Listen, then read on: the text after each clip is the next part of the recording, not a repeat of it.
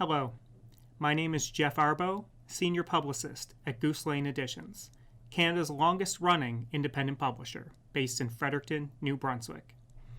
It is my true pleasure to welcome you all today, in partnership with the Beaverbrook Art Gallery, to the digital launch of Anything But a Still Life, the art and lives of Molly Lamb and Bruno Boback. This is a fantastic new book by author Nathan M. Greenfield. We're in for a special treat, as Nathan will be joined in conversation by John LaRue, Manager of Collections and Exhibitions at the Beaverbrook Art Gallery. First, I would like to acknowledge that our organizations are located on unceded Indigenous land. I'm broadcasting to you from the traditional unceded territory of the Wolastoqiyik and Mi'kmaq peoples. These territories are covered by the Peace and Friendship Treaties established in 1779, which did not deal with the surrender of lands and resources, but in fact recognized Mi'kmaq and Wolastoqiyik title and established the rules for what was to be an ongoing relationship between nations. Now I would like to introduce the speakers. John LaRue is an award-winning art historian, curator, and architect. He holds a Bachelor of Architecture from McGill University and a Master of Arts in Art History from Concordia University, and is currently the Manager of Collections and Exhibitions at the Beaverbrook Art Gallery, who are our partner for this event. He is the author of at least 14 books, including Building New Brunswick, The Lost City, and Peter Pounding, a Retrospective. Nathan M. Greenfield, the author of the book we're celebrating today, is the author of 8 books, including The Damned, The Canadians at the Battle of Hong Kong, and the POW Experience, 1941 to 45, which was shortlisted for the Governor General's Award for Nonfiction. A regular contributor to the Times Literary Supplement, Greenfield's articles have also appeared in The Walrus, Canada's History, The Globe and Mail, and Maclean's. Now, I would like to hand things over to John LaRue for an in-conversation with Nathan. So hi, my name's John LaRue, and I'm the Manager of Collections and Exhibitions at the Beaverbrook Art Gallery, and it's a great pleasure to be here today to talk about this really important book.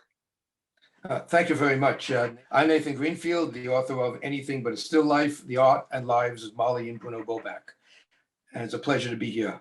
So Nathan, I mean, you and I have been dealing with this for the last couple of years when you first started researching the book, and I really want to congratulate you on it. It's a wonderful read, and it's a very important story. And I know it's a story that a lot of Canadians don't know about. There's been a fair amount written on Molly, on them as individual artists, Molly per se, and then of Bruno, but there was nothing really that dealt specifically with the two of them and their lives intertwined. What drew you to that? Well, I had finished my last book on POWs in the First World War, and I was looking for another topic. I knew Molly's work, specifically Private Roy, and I knew a couple of pieces of Bruno's. And I just decided to start looking them up and see what there is on them. I was drawn deeper and deeper into their war art at the War Museum, and I toured the War Museum and saw the art there. And then I realized that there had been no in-depth book on them. There were the two monographs, one on Molly, one on Bruno, scattering of articles, but nothing dealing with the two of them, no full dress biography of either of them. And I said to myself, here I've got two artists who started in the 1940s and were productive well into the 2000s, and there's nothing on them, and it seemed like an open field. And then I discovered Molly's diaries at Libraries and Archives Canada, and I discovered that I had 35 years of weather reports for Fredericton, but I also had her life, their lives, and I had my book. Well, it's funny because their lives are absolutely intertwined. At least I know here in Fredericton, they're often spoken about as you know, Bruno and Molly, or Molly and Bruno all together, almost as this sort of two-headed unit, but obviously distinctly individuals. But their lives are so intertwined and interfaceting with each other, of the development beyond even, I think, starting with the war. You know, the catalyst for them being artists is the Second World War, without question. And I know your interest as a war historian comes into that. You know, do you want to speak to, just for a second, your own background as a war historian? Well, I've written 5 military histories of the Canadian Army, Navy, and Air Force in both World Wars, prisoners of war in Hong Kong and Europe in both World Wars, and numerous articles. What I found interesting about their war art, and we'll get into that in more detail, I think, in a minute, is the differences between what they were doing. Bruno was under fire, Molly was not. Molly was recording the CWACs, of which he was a member, in Canada and then in England, and then after hostilities ended in Europe. Bruno was in England and then under fire in Europe, and depicting battle, and especially for him, the aftermath of battle. And I found that quite interesting, given his, and again, we'll get more into detail, but especially given his training as an industrial artist comes into play there. So it was a really interesting entree into their lives, and then branching out, following them through the end of the 40s, 50s, and then starting at the end of the 60s, having Molly's Diary to piggyback on. Well, it's interesting because I spoke to Bruno many times, that he said that art literally saved his life because he was a sapper during the war. So as you said, right on the front lines. And I know he spoke to me about it quite poignantly and sort of sadly, that a lot of the people that he served with died. He was convinced that had he not won that art competition and become an official war artist, he would have probably succumbed to the war. He would have very likely died.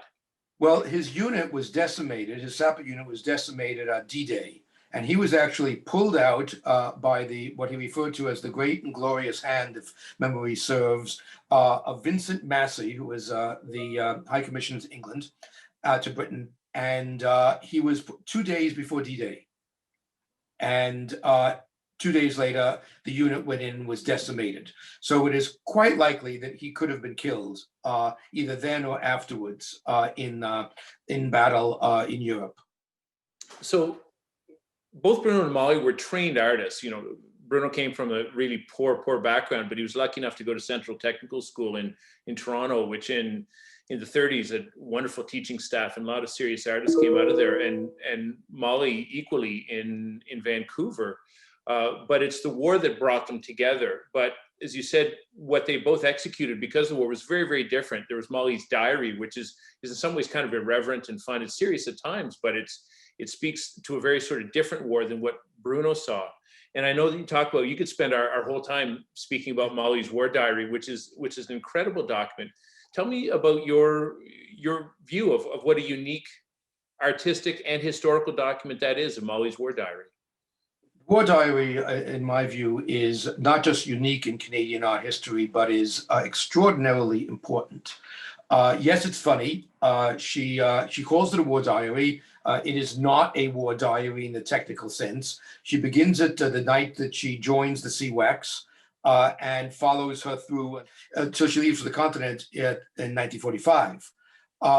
It is a work which shows extraordinary abilities of caricature. She's a young artist. She's a young woman.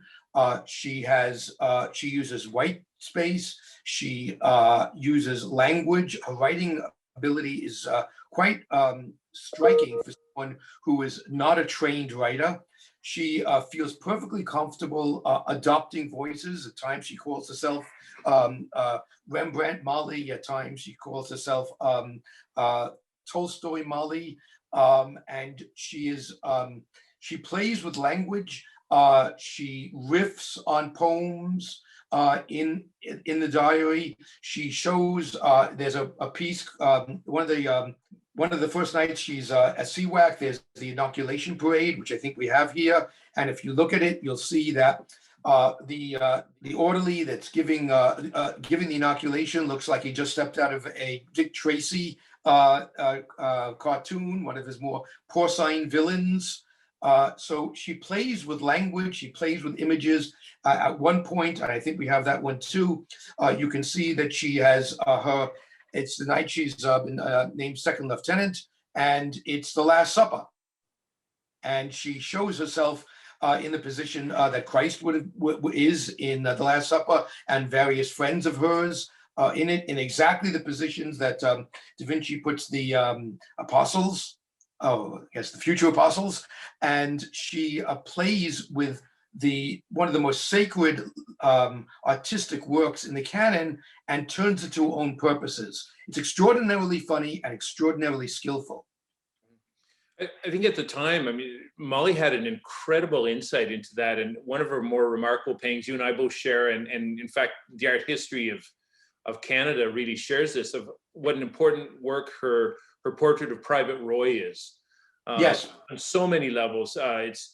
It's one of the kind of first really dignified portraits of a Black woman, also where she's named as well, rather than Right. just simply, Black figure or Black woman, which would have been typical at the time. So she's treated as an individual with a fair amount of strength, although tiredness. But there's a real narrative that's there, and a poignancy and an understanding.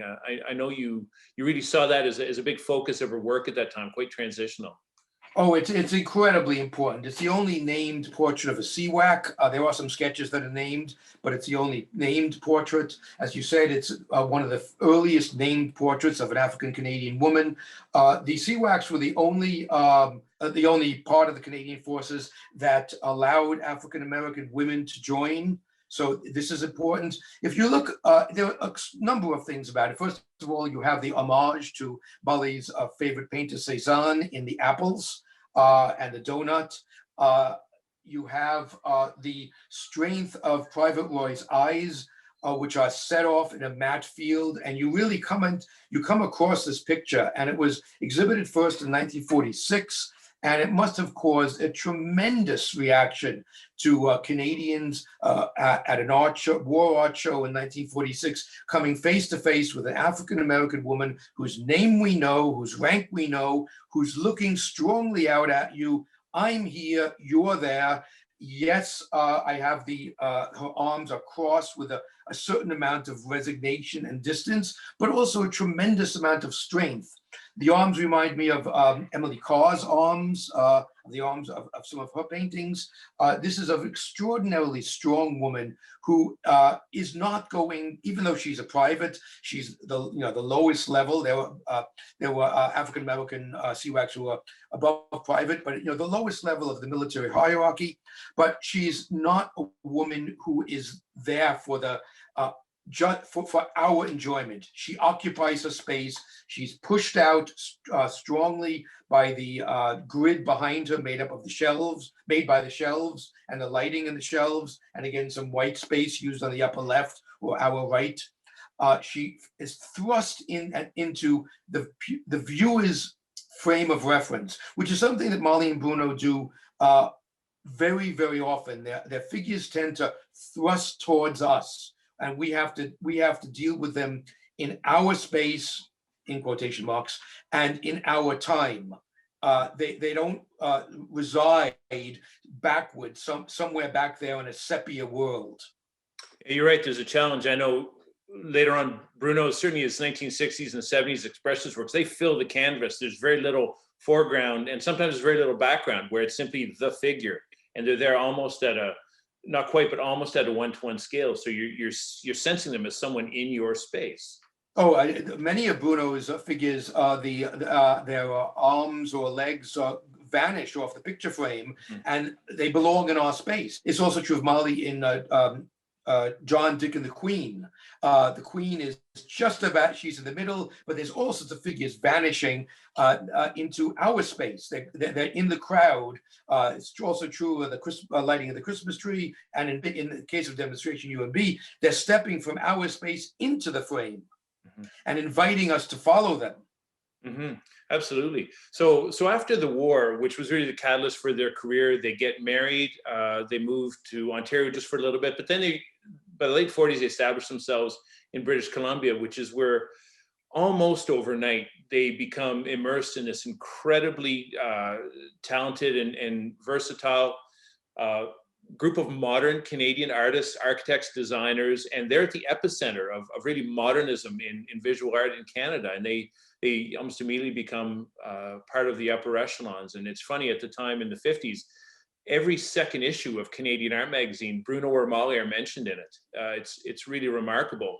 And so the 50s was really their decade where they arrived. And What did you find that allowed them to move so quickly into this upper echelon of Canadian art? Was it that Vancouver was this untapped territory? Was it simply their level of talent and energy? What did you find was what really put them there? Well, clearly it was their talent and energy because they both produced a tremendous amount during that period. A couple of things explain it. For Molly, because she was the only female Canadian war artist, she came out of the war with a stamp on her back, Canada government approved, so to speak. So she could go to galleries and she could show her work in a portfolio or by pointing to articles, and they could not say you're not an official artist. So she had that entree. As well, she was a consummate networker, something she got from her father, who also opened several doors for her. Her father, Harold Mortimer Lamb, was an early supporter of the Group of Seven and a good friend of A.Y. Jackson, whom Molly referred to as Uncle Alex. Uncle Alex opened the door to her becoming a war artist by taking her war diary to the requisite people in Ottawa and showing it. He did not push her through that door. That would be a mistake to say. Once they saw her ability, she was put on the list to become a war artist, there being no restrictions about women becoming war artists. Once they were in Vancouver, she was able to build on the network she had, show her art. In Bruno's case, again, because he was married to Molly, there was a network that was ready to receive him. He too, being an official war artist, having won the 1944 Canadian Army art competition, and that so he also was able to enter the art business, if we can call it that. Now then we get to, but of course it is their art and their abilities that really matter in this. And Bruno, in the 50s in Vancouver, does a number of paintings, extraordinary paintings of city scenes, but they're from odd angles, looking down at the bridges. They're black and white. Some of them have some color. They're abstract in the sense of using the built-up city as a template of abstraction. They're not abstract in the sense that you would use at that time period for Jackson Pollock's work or Mark Rothko's work. And there are some pieces of Bruno's when they go to England in the late 50s that verge on that kind of abstraction. But even those, you're looking at an English headlands. The title makes sense. Cornwall headlands. You're looking at a storm coming in against the backdrop of an existing built-up place. So they never go too far down that road. But nevertheless, Bruno in those works, he does abstract away from individuals. We see the city in its angularity, might be a way of putting it. It's interesting at that point too, because Bruno in his war art, he has only one piece of major war art, major painting, where you see a face of a German soldier who is quite placidly dead. All of the other war art, the major pieces, his figures are in silhouette, too far away to see a face. Sometimes they seem almost like Spy versus Spy from Mad Magazine, the images of the faces. Molly's war art, by contrast, filled with faces. C-Wax folding towels, folding linen, cooking, waiting for the bus in England, Private Roy, of course, filled with faces. The war diary filled with faces. After the war, she almost never does a face. Mm-hmm. So she, after the war, when she's in BC, has already given up essentially doing faces, and she is doing. There's one work, North Vancouver Ferry, where we see a man who's got a kind of angular face. It reminds me very much of a early Picasso, and it's kind of funny because someone's changing a light bulb, and his head is a light bulb. Her interest in that period we're talking about in the 50s is also on lines. She does a painting of a French patisserie, and what she's interested there is the lines of where the bread is held. So she also goes down, again, we might call it an angularity road, but only so far. In the latter 50s, she does a series of paintings of Venice, where again we see groups of people, but they're too far away for us to see faces. And she's interested in the lines of the church's cupola. She's interested in the lines of the dock. So again, the angularity and line become extraordinarily important in that period to her. Mm. Oh, you're right, that massive shift, it's really detectable there. But I think one of the greatest shifts with both of them is that time when they moved to New Brunswick and Fredericton in the 1960s, 61, that almost overnight, there was a subtle shift in Bruno's work before with some of the figuration and so on, but that modernist ethos and even his color palette, just the whole techniques change almost overnight. As soon as he comes to Fredericton, he works almost universally on these expressionist figures like Kokoschka. And Molly really dives into the crowd scenes as well as her watercolors of flowers. It becomes sort of her kind of left and right hook of her artwork of those two things. And so something really happens when they come to New Brunswick. And we obviously were a very different place. We were on the margins of Canadian art then, where in Vancouver would have been like Montreal and Toronto, really the epicenter of it. But what did you discover that really happened? What was the big shift that they saw internally and externally when they came to Fredericton? What do you find really prompted that shift in their tone, their subject matter, their way of practicing, kind of almost everything? Bruno's interest in faces and the Kokoschka-esque images begins actually in before he comes to Fredericton, when they were in England just before he comes to Fredericton, and after the first 6 months goes back to England and comes back. I think what's happening there is it's partially a biographical shift. He's now in his late 30s, his 40s. He's early middle age. He's got a child, like he's got a son. Molly was pregnant with her first child, Alexander, in 1946. So by the time where they're coming to Fredericton in the very early 60s, when they were in London in the very, very late 50s, they've got a teenager. They have another child, Annie. And I think the issue is that Bruno's turning towards his view of life, his view of what people are like in the world. He's finished with some experimentation with line, some experimentation down the abstract road, but he's turning towards people in the lived world. And we see there are paintings which show Father and Son in Oslo is one. Bruno it's a self-portrait of Bruno and his son, and he's looking backwards at his son, and it almost feels like almost a biblical moment of the father and son and the conflicts that are depicted in the Bible.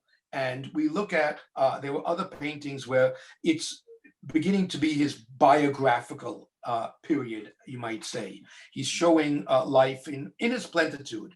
There are extraordinarily powerful and sensual pictures of Bruno and Molly, where his strong arms are embracing her, and they're really quite sensual. Mm-hmm. So I think that's what we're seeing, a man looking back from early middle age at that part of his life. Molly, as she comes to New Brunswick, really becomes interested. She writes in flowers, and that's not to be denied as something important. Molly's flower paintings, as I think we'll get into in a bit, are extraordinarily interesting. Yes, she could produce them quickly, but that's the métier of watercolors. It's a fast medium, otherwise you end up with mud. But she's interested in flowers, and then she becomes interested not in faces, but in the movement of crowds. She is entranced by the poetry of crowds, by the idea of how people move and separate and form groups. You can see that in the lighting of the Christmas tree. It's almost, if you look at it long enough, you almost get the feeling that people are going to speak to other people in the painting, because they're kind of clots of different people. Similarly with First Night, the various paintings she calls First Night. You see that where again groups of people enjoying themselves, people out, people on the green in Fredericton, which she loved and walked her dogs on, and she wants to show the joy, and she writes about that in both the diary and in a couple of other places, the joy of the movement of crowds. What I find fascinating about her crowd scenes is how they contrast so strongly with any other kind of crowd scenes that you might find from, let's say, Leni Riefenstahl, its work of the Nazi crowds and Nazi marches. This is not what Molly's doing. Even when she's depicting a march, she doesn't do that. So in Massey's funeral, the figures are marching behind the caisson, but around the figures of the Canadian forces, around the figures are the people watching, and they're also in clots, talking to each other, pointing, having fun. Might be overstating it for a funereal picture, but they're having a human experience as this military ballet is taking place through the center of the picture. No, absolutely. With hers, even though you're right, you'll have hundreds of figures, sometimes very gesturally run with one or two strokes, but they read as individuals, so that her intention kind of implies that they matter, that this isn't just, it is a crowd, but it's not just a faceless crowd. These are all individuals with something about them which is worth putting in here. They all have a voice, per se. They all, yes, and in her painting of the 75th anniversary of the Princess Patricia's Canadian Light Infantry, which she had a tremendous amount of fun doing. So it's, you know, it's the trooping, I'll call it the trooping of the colors, and it is in fact the trooping of the colors. It's a military ballet. You've got all the figures moving and moving up towards the barracks, and off on the left-hand side is the videographer, sort of like a fly, and you can see his camera, see his camera, and he's not moving, of course, it being a painting, but you can see him there, and it's almost funny. Something that would completely the opposite of what you would see in Leni Riefenstahl, whose camera work is, of course, extraordinary. It's fascistic, but it's extraordinary, but it's also not there. We don't see it. Mm-hmm. Here, Molly is putting that figure right in front of us. Yeah, that I think someone like, Riefenstahl, it's about control and so on, and order, where Molly's, it's not about sort of disorder, but it's about the kind of chaos of everyday life that happens, and the beauty of that. I think one of the things you mentioned with Bruno's work at the time when he was coming, especially with the portraits of him and Molly together, and there are many, there's dozens and dozens of them, is oftentimes there is an intimacy, but oftentimes there's a sadness and a distance in them, which leads me to one of the maybe sort of darker or difficult, challenging parts of your book is their relationship together in the late 60s, 70s, which was quite fraught at times with a lot of personal angst, some difficulties with the relationship, which was really on the edge. And so tell us about some of the things that you've found there. Well, I don't think I'm giving away any stories out of school, but it was an extraordinarily difficult marriage. And that's important to underline immediately that they stayed together, which is something that, of course, the Pratts didn't. But we'll get to maybe my speculation as to the reasons why that they stayed together. Oh, it was a difficult marriage. There were infidelities on Bruno's part. That was, I don't think, a deal breaker for Molly, by the way. Her diaries do record them, but then she does not rail against them as you might expect. Perhaps because Molly's own background has been referred to as bohemian. She was the daughter of the family washerwoman. Her father. Yeah, her parents were not married. No, in fact, yeah, exactly. She was raised in Mortimer Lamb's house, but her mother was in fact the washerwoman, the charwoman of the family, and she was in the house the whole time. But so she had perhaps a somewhat jaundiced view of fidelity. They argued about art starting in the 70s, although it's quite interesting in the diaries. I read, as I said, I have 35 years of the diaries, 11,000 or so pages. And, I could go several hundred pages of reading with Molly saying she doesn't like this painting, Bruno's lost his ability, et cetera, et cetera. And then we get to a painting, and one of them is, in fact, the commissioned portrait of then retiring Justice Antonio Lamar. And she'll write, he really is a great artist. He really is. And it's funny because I think she's referring to the first study. There were four paintings of this, studies 1, 2, and 3, of which are the Beaverbrook, and then the final one, which is the portrait, which is at the Supreme Court. I don't like the Supreme Court one. It's the fourth one I like. But the looser, you're right. Sometimes the looser Bruno is, the better he is. Sometimes you can tell. Yeah, but so they argue about art, but she does, it sort of comes back again and again. And after there's a show of Bruno's, and she'll look back and she said his strength of color, his craftsmanship, his draftsmanship put me to shame, which is not something that I think I would agree with, but it's interesting to see that in the middle of the angst of their marriage, this will bubble forth. Now, in terms of why they stayed together, part of it was inertia.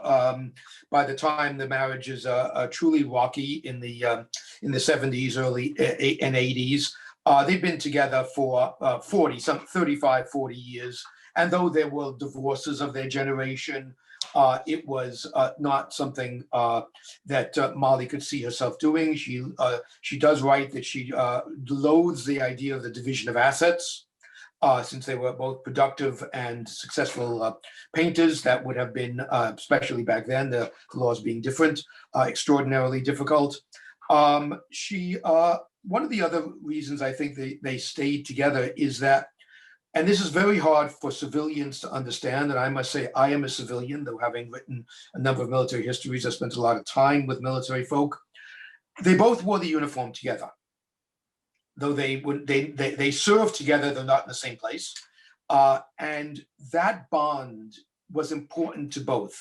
John, you told me that later in Bruno's life, he was going to the cenotaph on November 11th, on Remembrance Day, was extraordinarily important to him. It was always important to Molly. She writes about it time and again. Wherever she is on Remembrance Day, she either goes to a cenotaph or laments that she can't. So that bond that they had, that military bond, it travels through their lives, as of course it must, for two people who did serve together. Oh, absolutely. And I know there's respect. They certainly both knew how important each was and how skilled they were as artists. But I know that certainly later on, there got to be a little bit of professional jealousy as well, especially as the 70s rolled on. Molly actually became much more commercially successful than Bruno, which I think would have been also difficult at a time. Yes. In just socially as things were changing, of seeing sort of the man being the main breadwinner. But you found that Molly was for a while by far the highest earning female artist in Canada, and you said that was difficult for Bruno to accept, right? Yes, it was. I mean, of course, I don't have Bruno's. He did not write a diary. We see his diary in his works, in the some tortured figures of women. I don't mean they're being tortured, but who are in pain, of men who are in pain with a woman who is on their bed with them. It's one of the Desmond Pacey writes an article in the early 60s saying that Bruno's works are his biography. This was said by many people in the 60s. And when you then have Molly's diary to say, okay, what's going on across these many years, you can then place, as I did, the works in the context of what's going on in their marriage in terms of difficulties. But when I finished the work 2 years ago, Molly was the highest earning female painter in Canada active after 1970. And you have to choose a date, because otherwise Emily Carr becomes, because just the times of works being sold again and again. This is according to the records of Heffel, the art auction house. So she was in that period the highest earning by far. I think she was the 11th or 12th highest earning Canadian painter period in that period. Mhm. Well, in terms of sales of first sales, Molly was extraordinarily successful through the starting.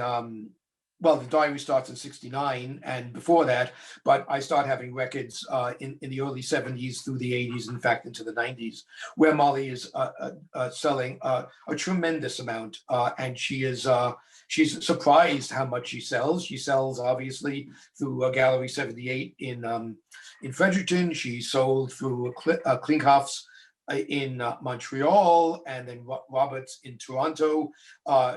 She writes a number of times about Eric Klinghoff coming to Fredericton, choosing, let's say, 12 oils and 30 watercolors. They're boxed up, they're sent to Montreal, and they're sold before the box is opened. Mhm. So she's very, very successful. Bruno sells too, not as much, but he also sells through the period. And he has commissioned works, as I said, the portrait of Antonio Lemaire for Senator Noel Kinsella. There's commissioned work. So Bruno is also selling, but not at the rate Molly was. And that was an irritant in their marriage. It's hard to imagine how it couldn't be. Mhm. There's one great story of a dinner party where Bruno had painted, it was a landscape in the winter, and he painted the ice on the St. John River. Obviously, it had begun to melt because you could tell it was ice, this distinction between the ice and the water. And Molly was perhaps being a bit snarky and said, well, that couldn't have been that difficult. And Bruno turns to her and says, you try it. Yeah, so. I got to know them both really quite well, but from 2000 on, and by then their relationship had certainly reached a much better equilibrium, and I think they certainly would. They certainly never fought in front of me, and there was that affection was there. You could tell it was still on edge at times, but I think the mutual respect and that need for each other and seeing each other through those decades and decades of work in the war together really kind of came. They understood each other, I think, far more.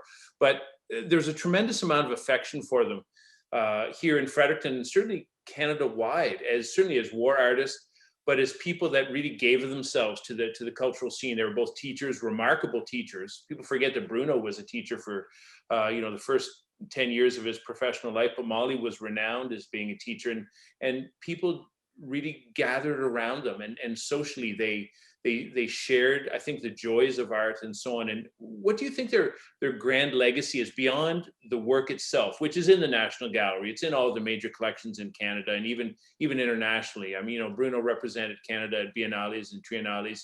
They reached that international and national echelons. But what resonates for them as people and as a couple, you think now is their reputation? Strangely enough, I think it's the fact that people like their work. So we have the flower paintings. I have I moved recently, but I have had two neighbors, each of whom had two Mollys, and their work was accessible. It was the flower paintings, Molly, Bruno's landscapes, his painting of St. John, the waterfront. It is work that gives joy to people. And although there were interesting, and I deal with them in the book, interesting philosophical questions about how Molly does the flower paintings in terms of using their watercolors, but there's stained water usually on the left, this huge open space, and how the viewer's eyes have to negotiate this white space before they get to the object. And that raises some very interesting philosophical questions, as does the two home pool paintings, where one of them is this gorgeous landscape of a river, and you see the striations of the rock. And then in the second version, there's a fisherman. And so what does it mean to put a fisherman in that scene? It changes it entirely. It's what is the man, I'm assuming it's a man, doing there, and what does that mean for the bucolic scene that he's created? So there are some very interesting philosophical issues. They also are fun to look at. They're not every work has to require a a seminar to understand. And I like works that require seminars to understand, but I also think it's important that we recognize that the work that gives pleasure, work that speaks to people on an emotional level by having it in their living rooms, in their dining rooms, in their hallways, that those works too are important. And I think that's going to be really, if my book, I think, does anything, because that's how it ends with, by discussing that. After I've gone through their marriage, and I've gone through the war art, and I've discussed the philosophical issues, which are all interesting. The fact is, people like their work, and that's nothing to sneeze at. Absolutely, and they're very distinctive too, especially with Molly and Bruno. You can absolutely see from a distance that is a Molly Lamb Bobak, that is a Bruno Bobak. There's an artistic voice and a hand and a touch that is distinctly theirs, which I think is a lot more difficult than people think. There aren't that many painters that are that distinctive at the first glance. And I think with their lives, I really respect what you've done, Nathan. And I just think the book, the document that you've made here, it's wonderfully done. And it's an important document for Canadian cultural history and art history on so many levels. And I really want to thank you for doing that. It's been a pleasure to talk to you about it. And I want to put kudos out to Goose Lane for publishing it. They've done a wonderful job. And I really encourage people to care about just, again, Canadian history, Canadian art, to buy this book. It's a fascinating story. It has its challenges, but it's real. It's the story of Canadian society after the 1940s. It's incredible. Thank you very much. It's been a pleasure. Well, that wraps it up for this event. First, I'd like to extend a great and warm thank you to everyone at the Beaverbrook Art Gallery in Fredericton, New Brunswick. I'd also like to thank our in-conversationalist for the evening, John LaRue of the Beaverbrook Art Gallery. I'd like to thank our author, Nathan M. Greenfield, author of Anything But a Still Life, The Art and Lives of Molly Lamb and Bruno Bobak. And last but not least, I'd like to thank you, the audience, for tuning in. And I just want to let you know, if you do want to find or purchase a copy of this book, you may do so locally at Westminster Books in Fredericton, New Brunswick, Chapters, Indigo, Kohl's locations nationwide, or online at www.gooselane.com. Thank you.